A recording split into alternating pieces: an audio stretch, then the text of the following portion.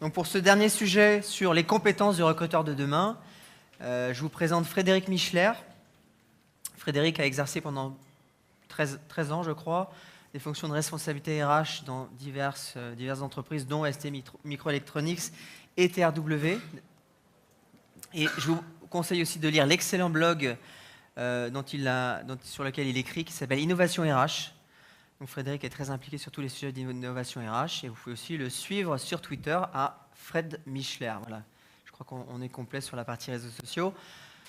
Donc le format est le même que d'habitude. 10 minutes pour Frédéric et après la parole est aussi à vous. Vous nous dites un peu, vous pensez quoi du sujet? Est-ce que ça vous parle? Les compétences du recruteur de demain, c'est quoi? Ça sera un mathématicien ou un littéraire? Ce sera plutôt un animateur de communauté. Qu'est-ce que sera le recruteur de demain? Je te laisse la parole, Frédéric. En tout cas, merci d'être venu. Voilà. Merci, bonjour. Et donc, quand Laurent m'a demandé d'intervenir sur les compétences du recruteur de demain, je me suis dit, waouh, excellent sujet et sacré challenge. Et en fait, je me suis rendu compte que le vrai challenge, ça serait de le tenir qu'en 10 minutes, tant il y a à dire. Alors, ce que je vous propose, c'est de commencer par un petit retour vers le futur. On est en 2013. Et je vous invite à repenser comme si on était en 2003. Et avec deux questions, on est en 2003. Qui en 2003 connaît LinkedIn, Viadeo, Twitter? Et en conséquence, quels seront leurs impacts pour les recruteurs en 2013? Alors, bien évidemment, en tant que recruteur... C'est une bonne question, ça, finalement. Qui c'est qui connaissait LinkedIn? Alors, Viadeo, c'est plus difficile en 2003, mais qui connaissait LinkedIn en 2003 dans la salle? Non, personne. À savoir qu'en 2003, ils sortaient des cartons, en fait. C'est ça. Donc, tout début 2003, LinkedIn, Viadeo 2004 et Twitter 2006. Et tout ça pour dire que si on s'était posé la question en 2003, bien malin aurait été celui qui aurait imaginé les compétences en 2013 et le monde dans lequel on vit aujourd'hui. Alors demain, je vous propose de prendre la DeLorean volante et de faire un petit bond dans le futur, et futur qui implique, on l'a vu un peu avant avec Laurent sur la notion de RH et de changer un peu le modèle et de dans une logique de rupture. Eh bien, demain, j'ai cherché à caractériser le recruteur de demain, en quelque sorte à faire un portrait robot de qui il pourrait être. Et en cherchant, finalement, je l'ai trouvé. Le recruteur de demain existe déjà, en fait en Australie, et qui plus est, en tant que recruteur, c'est une recruteuse, et elle s'appelle Mathilda. Est-ce que quelqu'un connaît Mathilda dans cette salle? Et je vous présente Mathilda. Je vous avais prévenu en termes de rupture. Quelles sont les compétences de Mathilda? Alors, Mathilda, dans un premier temps, elle est connectée. Et quand je pense connectée, c'est réellement connectée. En fait, elle va être connectée de manière native et en temps réel à Internet, aux différentes sources de données, connectée aux demandeurs, parce que pour faire une recherche, elle a besoin de bien comprendre le besoin. Tous ceux qui traitent un peu, on l'a vu avant sur la thématique du sourcing, tous ceux qui traitent un peu avec la dimension informatique, si vous posez la mauvaise question, si vous rentrez les mauvaises données, vous aurez toujours en sortie des mauvais résultats. Et donc, elle est de ce fait préparée par rapport à ce besoin-là. Et elle a, on le voit de plus en plus, tout un stock de questions en fonction de ce besoin-là. Donc connectée, préparée, elle a une capacité à rechercher et à traiter une masse d'informations phénoménale, autrement plus puissante que nous en tant qu'êtres humains. Une capacité à agréger toutes ces données-là, elle ne va pas se contenter de faire une googlisation, elle va rechercher sur les différents réseaux sociaux consolidés. Une capacité phénoménale, et c'est déjà le cas aujourd'hui, si vous utilisez LinkedIn, Viadeo, c'est un ordinateur qui lit les profils avant vous. Vous faites de la recherche, on l'a vu avec les différents codes dans le sourcing, malgré tout, l'ordinateur passe avant vous. Si on commence à agréger, ça commence à être le cas aujourd'hui, sur des fils de contenu Twitter, on commence à voir qui sont les personnes, voir quelles sont leurs valeurs par rapport à ce qu'ils tweetent. Et elle a une capacité de plus en plus à associer l'information et à faire des recherches sémantiques. Je renvoie là à un des billets de Laurent sur le sourcing, où justement il dit « utilisez des synonymes, si vous cherchez un DRH, pensez à mettre aussi directrice des ressources humaines ». Dans une logique sémantique, c'est naturel. Alors après, étant un robot, elle est rationnelle. Pas de problématique de prise de décision et zéro biais cognitif. Aucune discrimination inconsciente, pas d'effet de halo ou quoi que ce soit. Et donc, elle en est d'autant plus fiable fiable dans sa prise de décision, pas d'effet de biais cognitif, et fiable dans sa capacité de traitement. Vous lui envoyez une candidature, elle va vous répondre, elle ne va pas dire « j'ai trop de données à traiter, si vous n'avez pas de réponse dans 15 jours, passez votre chemin ». Elle a aussi une grosse capacité, c'est qu'elle apprend de manière exponentielle. Et comme la technologie évolue à peu près double de puissance tous les 18 à 24 mois, elle a une capacité énorme d'apprentissage et de traitement de l'information. Alors quel recruteur peut dire aujourd'hui que tous les 18 mois, il devient plus compétent et plus puissant? C'est la question en tout cas est à se poser. Et puis, de plus en plus, les technologies évoluent et on voit arriver l'évolution des sciences cognitives, des neurosciences, qui évoluent, elles, également de manière exponentielle. Et donc, Mathilda a cette capacité à prendre en compte le profil psychologique à la fois du candidat, de l'équipe, et surtout, quand on est recruteur et qu'on passe un entretien, un des gros avantages de Mathilda, c'est qu'elle est 100% concentrée sur l'autre. Elle ne va pas penser à ce qu'elle va faire ce soir à manger ou demain, ses rendez-vous. 100% concentrée sur l'autre. Et elle est à l'écoute de l'autre 100%. Et là où ça devient intéressant, c'est même émotionnellement. Donc là, sûrement, certains se disent, c'est bon, il a craqué complet. Vous avez prévenu en termes de rupture. Et si justement vous avez vu un reportage qui est passé à peu près il y a 1 an sur Arte, bien évidemment j'ai extrapolé les capacités de Mathilda. La principale compétence aujourd'hui de Mathilda, c'est qu'elle fait passer des entretiens, qu'elle pose des questions et qu'en temps réel, elle analyse les micro-expressions du candidat. Et le directeur du centre de recherche dit, voilà, elle capte les réponses émotionnelles et on peut faire une comparaison entre le profil émotionnel du candidat et le profil de l'équipe. Donc, pour résumer, connecter, préparer, elle apprend de manière exponentielle, traite de manière magistrale l'information, rationnelle et fiable, et même elle commence à rentrer sur le domaine de l'émotionnel. Alors j'ai tendance à dire, Mathilda, en termes de recrutement, what else? Qui plus est, Mathilda, on peut la doubler, la dupliquer, on peut bientôt inonder le marché. Et donc, quel avenir finalement pour le recruteur humain? Est-ce qu'il n'est pas prêt dans 10 ans à faire ses bagages?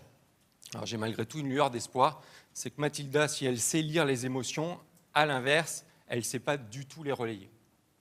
Et donc aujourd'hui, où peut être la valeur ajoutée et les compétences à développer pour les recruteurs de demain? C'est justement de laisser une partie du travail du recrutement à des algorithmes, à des robots de type Mathilda qui traitent l'information autrement mieux que nous, et se concentrer sur réellement développer la dimension humaine, la dimension relationnelle à l'autre, et on commence à y arriver de plus en plus avec des thématiques d'expérience candidat, ou en tout cas de se rapprocher avec les communautés métiers et autres des personnes. Donc développer sa dimension humaine sur la dimension relationnelle, mais également dans sa nature humaine. C'est-à-dire que je vais savoir prendre le courage à deux mains par rapport à une demande, de copier-cloner et de dire non, le besoin, on peut peut-être y réfléchir ensemble, mais aller plus loin que juste faire du remplacement en copier-cloner. Nécessairement, et ça on le vit déjà aujourd'hui en tant que recruteur, on le voit arriver avec les réseaux sociaux, cette adaptation de plus en plus permanente et ce besoin d'apprendre qui est de plus en plus permanent. Et surtout une grosse valeur ajoutée de la dimension humaine, Laurent Chouin en parlait avant, c'est cette dimension à voir à plus long terme. Je ne vais pas me contenter de recruter sur le court terme parce que tu m'as fait une demande, je vais accompagner la réflexion pour penser à plus long terme, et là dans l'idée de l'intérêt collectif de l'entreprise. Ça nécessite cette logique de coopération et d'être réellement, en tant qu'être humain, connecté à l'autre et son besoin, connecté au candidat dans la relation humaine. Voilà sur la partie à développer, et surtout ça nécessite aussi d'être conscient de ses limites. En tant que recruteur, d'être conscient de mes biais cognitifs, d'être conscient de ce que je ne peux pas traiter et en quoi je peux m'appuyer sur la technologie aujourd'hui pour mieux rechercher et traiter l'information, la rationaliser, prendre des décisions de manière plus factuelle et développer cette fiabilité. Donc on est bien dans cette logique de coopération humaine et aussi de coopération avec les outils qui sont à notre disposition. Alors, pour faire ça, ça nécessite un changement de paradigme. On l'a évoqué avant dans la logique de segmentation de la fonction. Ça nécessite que globalement on passe de ce que j'appelle un recrutement taylorien, dans lequel vous aviez l'opérationnel qui fait sa demande, ça passe au niveau du sourcing, on va aller faire le tri, la sélection, pour arriver au niveau de l'entretien et la prise de décision, et après on passe le bébé au niveau de l'administration qui va établir les contrats. Donc une logique comme ça de relais d'informations. Et donc l'idée de passer de ce recrutement taylorien à un recrutement plus intégré, collaboratif, où réellement, là, en tant que recruteur, je vais être connecté réellement au métier, connecté à ce qui est aux réels besoins et collaborer tant en interne qu'en externe dans l'animation de communautés et la connaissance des métiers que je recherche. Alors, recruteur compétent de demain, globalement, saura positionner où est sa réelle valeur ajoutée. Ma valeur ajoutée, ce n'est pas de passer mes journées à trier des CV et à dire que je suis débordé sur le sujet. Ça va être réellement de faire la part des choses entre ce qui peut être automatisé, et on le voit aujourd'hui, de plus en plus de choses sont automatisées. Je disais même il y a quelques semaines, même maintenant aujourd'hui, des logiciels arrivent à pondre des articles, et quand vous lisez l'article, il est quasiment impossible de savoir que c'est un ordinateur qui l'a conçu et pas un être humain. Et le recruteur compétent de demain maîtrisera cet éventail des moyens, justement, pour assurer, non pas juste le recrutement, mais on l'évoquait avant, d'assurer finalement l'intégration de la bonne personne à la bonne place, mais en tenant compte de l'environnement. Ça ne sert à rien de recruter quelqu'un qui a un quotient intellectuel très élevé, un quotient émotionnel plutôt faible, et de le mettre dans un environnement qui ne lui convient pas, parce que tôt ou tard, on sera amené à relancer le recrutement. Et donc, l'idée aussi un peu du recruteur de demain, c'est d'être, au-delà de cette logique fonctionnelle qu'on évoquait juste avant, c'est d'être dans cette approche organique. Se dire, l'entreprise, en fait, c'est un peu comme un être humain avec des organes. Si j'ai besoin de recruter un poumon, au dernier moment, je ne vais pas recruter un cœur parce qu'il m'a semblé plus adapté ou sympathique et que je remets un peu en cause le besoin. Et donc d'avoir un objectif à plus long terme qui n'est pas juste de faire la greffe, mais d'assurer que cette greffe soit réussie. Et donc le recruteur de demain considérera que le recrutement ne s'arrête pas au moment de la réponse positive pour passer à un nouveau recrutement dans lequel on est sans arrêt réamené pour l'avoir fait. Voilà, on a géré le dossier et hop, on a quelque chose de nouveau sur le feu à gérer. Mais surtout, progressivement, d'être dans cette démarche qualitative de son job et finalement de savoir répondre à 3 questions qui sont finalement par rapport aux personnes que j'ai recrutées il y a 1, 3 ou 5 ans, qu'est-ce qu'elles sont devenues ? Est-ce que finalement elles sont encore là ? Est-ce qu'elles ont évolué ? Est-ce qu'elles étaient en phase avec ce que je pensais à l'époque au moment du recrutement ? Quelle est la proportion de recrutés pour laquelle la greffe a bien prise ? Et surtout, la question essentielle, c'est de savoir pourquoi. Parce que globalement, on apprend de ses erreurs et c'est en reconsidérant ces éléments-là qu'on développe sa compétence. Alors, pour ceux qui, dans un monde de changement, pensent que le changement, c'est pour les autres, que globalement, tout ça, ça peut être des conneries qu'il suffit de faire comme avant, j'ai une bonne nouvelle. C'est que Mathilda est également conçue pour s'occuper des personnes âgées. Elle joue au bingo avec eux pour accompagner la vieillesse. Merci. Merci.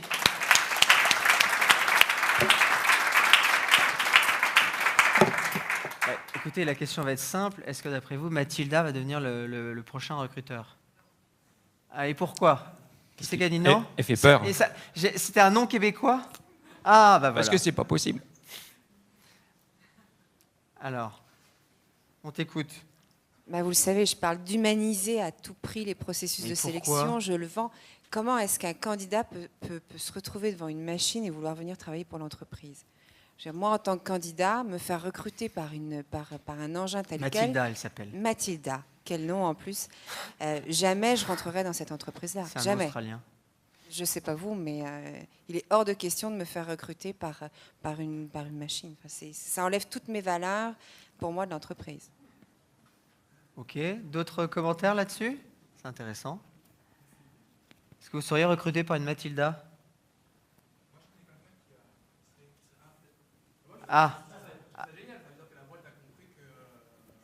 Nicolas.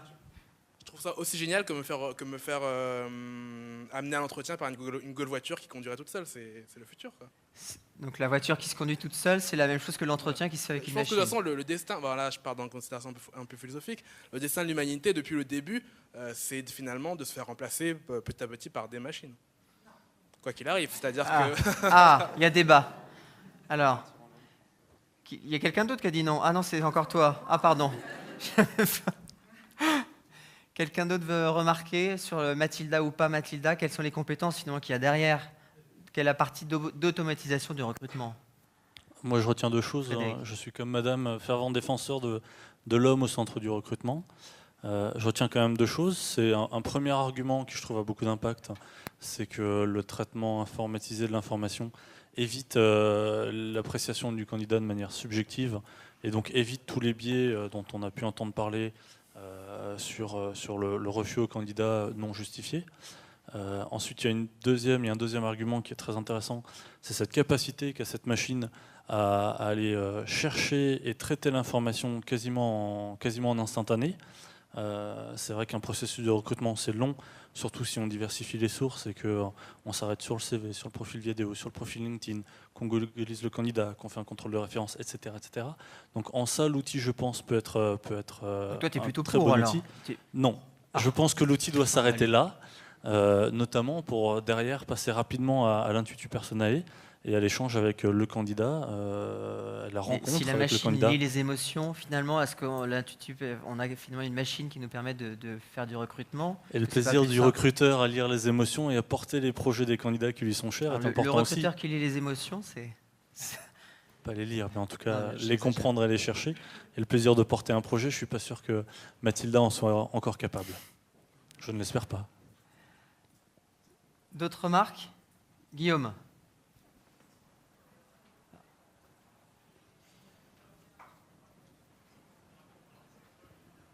Globalement, je suis d'accord avec Sandrine. C'est pas terrible de se faire recruter par un robot, a priori. Mais pour aller au fond de la question, finalement, parce que j'imagine bien que c'est le rêve de personne de se faire recruter par un robot, est-ce que, justement, la question, c'est plutôt comment le recruteur va-t-il devoir se réinventer pour ne pas se faire piquer son métier par un robot? Ce qui n'arrivera sûrement jamais. J'imagine que le métier du recruteur va prendre de l'importance avant, dans la création de communautés. On parle déjà aujourd'hui de marketing RH, ce qui est comment finalement tendre la main vers ce candidat, et ça le robot ne peut pas le faire, justement aller chercher les candidats et lui donner envie de venir dans l'entreprise. Et ensuite peut-être après dans l'intégration du candidat qui sera le nouvel employé dans l'entreprise. Donc je voulais un peu relancer le débat sur comment le recruteur va-t-il développer ses qualités et moins être centré sur l'entretien de recrutement qui pourra éventuellement être fait par une machine ou pas, mais c'est moins intéressant, j'imagine. Très bonne relance, Guillaume. Ce qui est en fait est exactement le propos. Hein. L'idée, c'est pas de dire que demain l'entretien et toute la dimension sera gérée par des robots, et justement de faire émerger où peut être la valeur ajoutée de l'être humain aujourd'hui, parce que malgré tout aujourd'hui Mathilda n'est pas une pure invention. C'est quelque chose qui Elle existe vraiment alors? Ah oui, elle existe. D'accord. Si vous allez sur YouTube, vous trouvez la vidéo dans laquelle il y a le chercheur qui est tout content de montrer qu'à tel moment, la personne dans sa réponse donnait des signes inverses de ce qu'il disait. Donc aujourd'hui, il y a cette réalité-là. La vraie question, c'est où est la valeur ajoutée de l'être humain là-dedans, et sortir. J'ai volontairement choisi l'idée du robot, mais imaginez demain, prenez l'iPhone et Siri. Qu'est-ce qui empêche demain LinkedIn, le manager qui parle à Siri en disant trouve-moi tel profil et trouve-moi tous les CV qui sont disponibles. D'ailleurs, on parle d'algorithme de traitement de l'information sans nécessairement remplacer toute la chaîne. Maintenant aussi se pose une question, c'est si vous passez votre temps à faire ce que des machines pourraient traiter en termes d'information, vous ne passez pas ce temps-là dans la relation humaine. C'est-à-dire qu'en termes de marketing employeur, si vous envoyez un peu une annonce, une offre d'emploi comme ça à la mer, et que vous ayez des tonnes de réponses, mais après vous dites je suis submergé par les réponses, je ne réponds pas, de facto, la marque employeur, elle se forge. La personne se dit finalement, ils ne me reconnaissent pas aujourd'hui en tant que candidat. Donc il n'y a pas non plus cette relation humaine à ce moment-là. Donc les vraies questions, c'est quelles sont les compétences que l'être humain peut développer indépendamment de ce qui se développe aujourd'hui en termes de traitement de l'information. Donc optimiser son temps sur la technologie, mais plutôt dans la relation humaine. Vous en pensez quoi, vous qui faites du recrutement et qui passez votre temps avec des candidats? Quelle est la partie, quelles sont les compétences? Céline? Pour moi, aujourd'hui, le recruteur va devoir être plus sur l'ambassadeur des valeurs, alors sur le poste, sur les technicités, mais vraiment sur les points forts de l'entreprise, que réellement sur l'entretien brut de compétences. On est vraiment sur la relation humaine, sur qu'est-ce qui peut vous attirer dans notre entreprise, quelles valeurs, et à quel moment mise elle en commence cette avant. relation humaine? Pour moi, c'est un entretien physique qui peut donner ça. Et même dès le message. La relation humaine peut commencer dès le message ou même au Dès niveau le du message, profil. Voilà, mais c'est de la relation, c'est pas derrière un écran, c'est pas derrière une machine, c'est le contact vocal, c'est le contact physique, c'est la rencontre qui peut pour moi donner cette Finalement, valeur. on revient aux valeurs de base alors. Ouais. Alors, Parce qu'on va de plus en plus chercher les candidats. On a de plus en plus besoin donc de on doit les plus se attirer. vendre. C'est nous qui nous vendons. Oui, c'est d'eux. ça. En tant que recruteur, on doit plus se vendre. Guillaume? Je crois que ça va faire réagir là. Ouais, Elisa aussi. Non, mais c'est intéressant et c'est ma foi très théorique, les valeurs de l'entreprise. Mais finalement, combien d'entreprises dans ce recrutement on va dire, bah, tiens, je vais mettre les valeurs de mon entreprise en avant? Qui connaît déjà les valeurs de son entreprise? Moi, je veux bien, on dit souvent ça et je suis le premier à le dire. Voilà, il faut partager sur Twitter, Facebook, LinkedIn, mettre en avant en quoi l'entreprise est différente, les valeurs, et pour attirer des candidats qui ont les mêmes valeurs. Mais si je peux me permettre de poser une question, qui connaît les valeurs de son entreprise? Moi je les connais parce que Potentiel Park on en a beaucoup, mais non mais En fait, tu dis le contraire de ce que tu es en train de dire là. non ma foi je les connais pas forcément, mais qui ici connaît les valeurs de son entreprise? Ah ben. Yes, pas mal. Bon, bah, j'espère que vous les partagez tous en interne et en externe.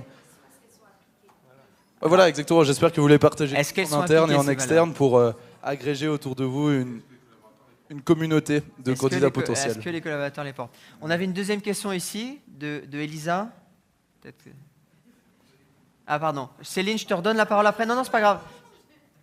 Si tu faisais une réponse intuitive personnelle. C'était juste pour vous rejoindre, les recruteurs du futur. Je vois deux choses différentes. S'il y a des enjeux de volume de recrutement, et là, on a besoin de traitement d'informations pour être plus dans la partie qui intéresse, mais c'est les rôles proactifs. Au lieu d'attendre des candidatures spontanées, je crois que c'est une connaissance de marché qui est clé. Et donc, le recruteur, il connaît son marché et il parle, et ce n'est pas pour aujourd'hui, c'est peut-être dans un an, mais je sais ce que vous voulez. Et là, voilà, c'est le luxe quand il n'y a pas des enjeux de volume, de connaître qui on veut et d'être, voilà, c'est un numéro de téléphone et c'est une rencontre pour préparer pour le futur. Là encore, on revient au basique du métier au final.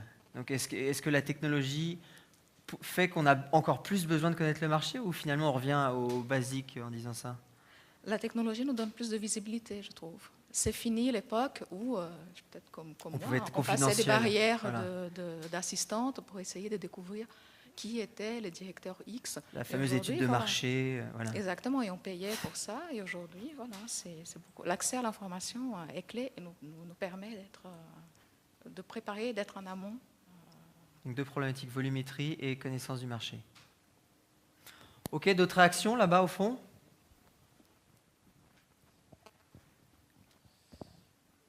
Bonjour, je voudrais aborder le sujet moi, du big data. Il me semble qu'on n'en a pas parlé pour le recrutement du futur. C'est les compétences du recruteur. Oui, c'est les compétences. Donc les deux sont liés. Compétences du recruteur, mais au final, est-ce que le recruteur ne va pas s'appuyer sur le big data dans le futur pour pouvoir faire ses choix? J'ai lu récemment que Google, par exemple, utilise beaucoup ça et on s'est aperçu finalement que les choix changeaient par rapport à ce qu'on pouvait faire avant. Par exemple, pour recruter un commercial, avant, on jugeait son dynamisme, sa façon d'être avenant, d'être souriant. Et avec les analyses de big data, on s'aperçoit finalement que la qualité première chez un commercial, c'est le fait qu'il ait du courage émotionnel. Et ça, c'est le big data qui nous le traduit. Et aujourd'hui, je voulais avoir votre avis là-dessus et comment vous le voyez, parce qu'on y vient, le volume d'informations grandit tous les jours. et le volume des données aussi. Et j'aimerais savoir comment Frédéric. vous voyez ça. Un peu de la même manière que pour le sourcing, c'est-à-dire qu'aujourd'hui, on dépasse globalement le profil du RH standard, qui reste sur cette dimension humaine et relations humaines, pour aller de plus en plus vers une dimension quantification, et qui aujourd'hui n'est pas dans ce profil-là. Donc ça nécessitera demain, avant on parlait peut-être, pour l'avoir exercé, de chargé de reporting ou d'analyse de données décisionnelles avec tel ou tel outil. Demain, voilà, on aura peut-être des profils qui développeront ça. Peut-être que même malheureusement, ça sera dans un premier temps des juniors, alors que c'est peut-être pas nécessairement le profil non plus adéquat. C'est pas le plus sexy en fait, de chercher. Tout le monde n'a pas un profil de type Google qui s'éclate à analyser des données dans tous les sens pour en sortir, on va dire, un sens et de le mettre en application. Je parlais justement aussi avec François avant, qui est dans ce domaine-là, de la quantification, de la satisfaction, de l'évaluation en interne dans l'entreprise auprès des salariés. Souvent, aujourd'hui, au niveau RH, on met en place, par exemple, l'enquête d'évaluation ou d'engagement ou de satisfaction. Et il y a un moment où on va caler sur creuser l'information et aller plus loin, quoi. Et c'est vrai que Google, aujourd'hui, en termes de modèle d'analyse de données, ben voilà, ils sont clairement les leaders, c'est leur métier. Et cette capacité d'analyse prédictive, de dire je sais plus ou moins qui démissionnera d'ici quand. Et c'est vrai qu'ils appliquent leur politique RH sur une analyse des données. J'ai souvenir, ça remonte à maintenant à un peu plus de quelques mois, où c'était l'année dernière, où ils avaient analysé justement qu'ils avaient beaucoup plus de départs et de démissions chez les femmes que chez les hommes. Et puis ils ont commencé à creuser, et puis ils se sont rendus compte que c'était au moment où les femmes devenaient mamans, et qu'ils n'avaient pas mis en place les dispositifs qui accompagnaient cette période-là. Et donc du fait d'avoir analysé ces données-là, ils ont infléchi leur politique interne, et ils ont mis en place autre chose. Maintenant, on peut être et maman et chez Google. Et voilà, tout à fait. Et faire une carrière chez Google plus longue que ce qui se passait avant. Donc c'est nécessairement l'avenir. Ça nécessite que dans les formations initiales, ça nécessite que dans les jobs RH, progressivement, on prenne en compte cette quantification des données, les croiser. Après, on rejoint peut-être aussi les dimensions qui ont été évoquées ce matin ici même sur la dimension droit et données. Voilà, en France, tout est encadré. Il y a la CNIL et tout ça, où sans arrêt on se dit est-ce qu'on a le droit, qu'on n'a pas le droit. Donc trouver un juste équilibre entre tous ces croisements de données qui peuvent des fois sortir un peu du domaine professionnel pour construire l'avenir. Alors, et pour les autres, comment vous voyez le recruteur de demain? Est-ce que vous voyez plutôt un mathématicien, un littéraire, un type entre les deux? C'est quoi vos vécus individuels de la fonction? Il y a Nicolas qui se verrait bien interviewé par une machine avec une voiture qu'il conduirait. Enfin, voilà, quelles sont vos visions à vous de recruteurs de demain? Caroline? Moi, en ce qui me concerne, je veux bien avoir une machine qui fait tout ce travail à notre place pour nous laisser du temps, notamment pour inscrire nos relations avec les candidats dans la durée. Parce qu'on a parlé des valeurs de l'entreprise. Moi, en tant que recruteur, mon intérêt aussi, c'est être l'ambassadeur, effectivement, de mon client, celui qui me paye. Mais l'air de rien, mon candidat va me permettre d'envoyer une facture et demain, ce sera mon client. Et inscrire des relations durables avec les candidats, c'est pas une machine, c'est pas un entretien, c'est vraiment dans la durée, bien au-delà de la période d'essai.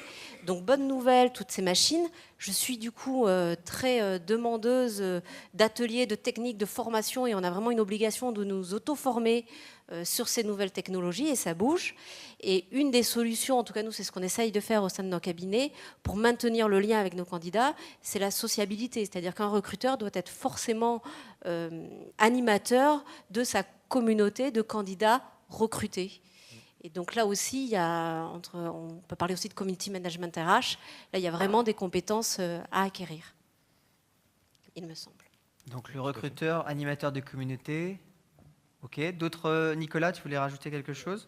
Je vais préciser la position parce que je me suis mal exprimé. Finalement, la position que je partage, c'est celle qui vient d'être exprimée, c'est-à-dire que la machine peut nous remplacer sur les tâches qui ne sont pas forcément efficaces. Peut-être que le présupposé que j'aurais dû détailler, c'est que je ne crois pas forcément en l'efficacité de l'entretien de recrutement, en fait. Donc si quelqu'un croit en l'efficacité de l'entretien, je comprends qu'il ne veuille pas être remplacé par une machine.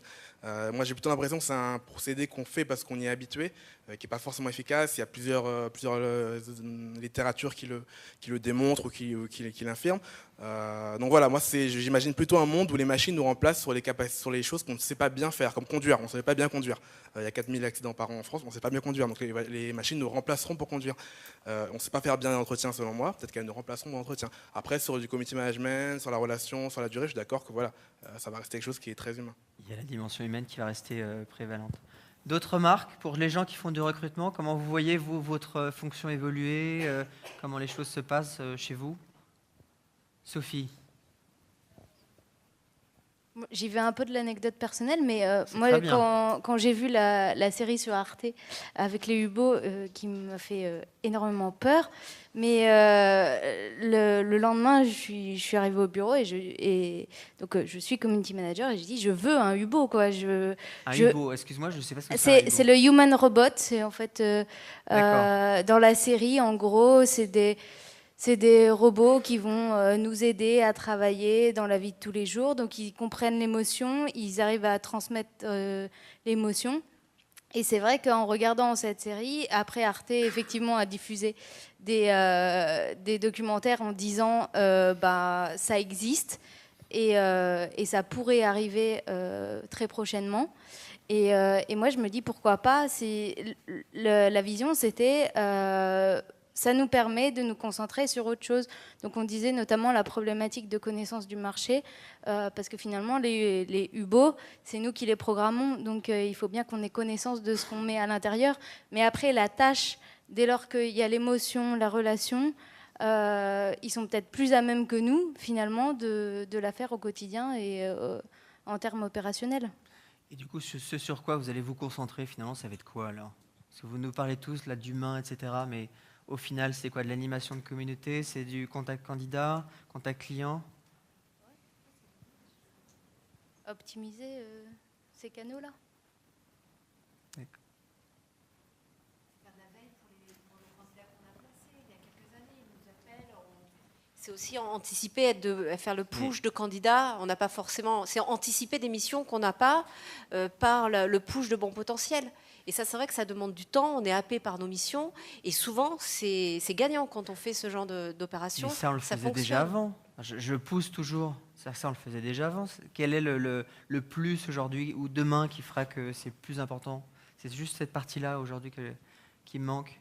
Guillaume, tu voulais... Ouais, je me gratte la tête. Est-ce que c'est pas beaucoup aussi de com interne et beaucoup de partager, voilà, de pousser les collaborateurs et beaucoup de communication pour pousser les collaborateurs à devenir un peu recruteurs et avec de la cooptation et de l'animation de communauté. Les candidats veulent pas forcément parler aux recruteurs, désolé, mais plus voilà, celui qui fait son métier et celui qui deviendra son manager demain en entreprise. Tu es en train de dire que les recruteurs vont disparaître? Non, pas du tout. Il faut quand même recruter, hein, malheureusement, chacun son métier aussi. Mais voilà, aider aussi en interne et pousser les recruteurs, pousser les opérationnels à aller sur LinkedIn, à partager sur les groupes pour parler très terre à terre. Avec le micro. Je suis entièrement d'accord avec toi. Il y a une grosse partie aussi formation auprès des gestionnaires embaucheurs à faire pour utiliser leur réseau et non pas notre réseau. Et je suis entièrement d'accord. Et c'est probablement le rôle du recruteur gestionnaire aussi. Embaucheur, gestionnaire opérationnel. Non, mais Ah oui, excusez-moi. Non, mais c'est pas grave. Désolée. C'est la même chose. Mais effectivement, je pense que c'est le rôle du recruteur de pouvoir former en interne et de sensibiliser les gestionnaires à utiliser leur réseau pour s'occuper de notre recrutement. Et c'est beaucoup de temps aussi. L'avenir des compositions du recrutement, c'est le recrutement, les opérationnels alors. En tout cas, de bien définir le rôle, parce que vous avez l'effet inverse, c'est que fut un temps, le recrutement, c'était une charge gardée du recruteur, parce que c'est lui qui accédait à la base de données, du job board et tout ça. Puis sont arrivés LinkedIn, Viadeo, et du jour au lendemain, si vos process de recrutement étaient plus lourds que le temps passé pour le manager de faire lui-même sa recherche sur LinkedIn, il y a un moment où il arrivait en vous disant moi, le candidat que je veux, je l'ai déjà trouvé, alors que vous ne m'avez toujours pas filé un CV digne de ce nom. Donc il y a aussi après le rôle des uns et des autres, et toujours cette notion de finalement où est la bonne valeur ajoutée, sachant qu'au bout du bout dans l'entreprise, chacun est payé pour une mission. Donc il faut trouver aussi ce bon équilibre, quoi. Ok, d'autres remarques? Je pense que si on considère que la machine veut faire beaucoup de choses, le recruteur aura donc à configurer cette machine et à intervenir en amont pour apporter toute son expertise et son savoir-faire sur quel est le bon profil, quelles sont les compétences qu'il faut qu'on aille rechercher. Et ça, j'imagine qu'une machine ne saura pas remplacer ça, en tous les cas pas tout de suite. En principe, même jamais. On ose espérer. Et c'est bien ce que je disais, c'est-à-dire que si la machine, vous rentrez n'importe quoi dedans, elle sortira n'importe quoi.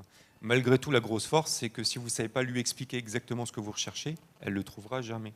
Alors qu'un être humain, en règle générale, il va pallier, il dit bon, finalement, je ne connais pas trop le métier, mais bon, c'est un expert, il m'a filé des gros mots-clés, je vais faire les recherches de mots-clés qui iront bien, je trouverai bien des CV qui sortent, je caricature. Mais malgré tout, je suis un peu dans un jeu de dupes. Et pour l'avoir fait moi-même, au début, quand j'ai pris ma fonction, les mecs qui venaient du service qualité ou R&D, ils me parlaient du charabia, quoi. Le temps que j'acquière ça et que je trouve les bons profils, il s'est passé un petit peu de temps. De la même manière, voilà, si on paramètre mal un logiciel ou quoi que ce soit, il sort n'importe quoi. Mais l'avantage, c'est qu'on le paramètre bien, il devient plus puissant en termes de traitement que nous.